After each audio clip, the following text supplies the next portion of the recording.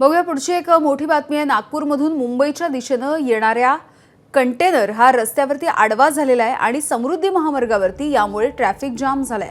नेमका कंटेनर आडवा कशामुळे झाला याचं कारण समोर आलेलं नाही। रस्ता मात्र मोठ्या प्रमाणावरती जाम झालेला दिसतोय। वर्ध्याच्या विरुळ नजीक चॅनल क्रमांक 7 वरची ही घटना आहे। ट्रॅफिक पोलीस घटनास्थळी पोहोचलेले आहेत। कंटेनरला चलान दिली गेली असल्याची माहिती देखील समोर येते आहे।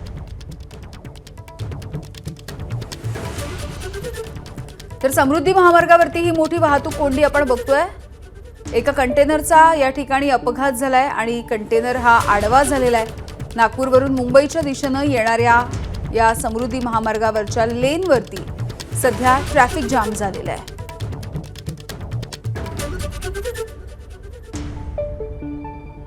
तर या अपघातानंतरची ही दृश्य आपण बघतोय। अचानकपणे हा कंटेनर समृद्धी महामार्गावरती आडवा झालेला बघायला मिळतो आहे आणि त्यामुळे ही ट्रॅफिक जाम झालेला दिसतंय आणि हा कंटेनर जोपर्यंत हटवला जाणार नाही तोपर्यंत ही रांग काहीशी वाढत चालली आहे।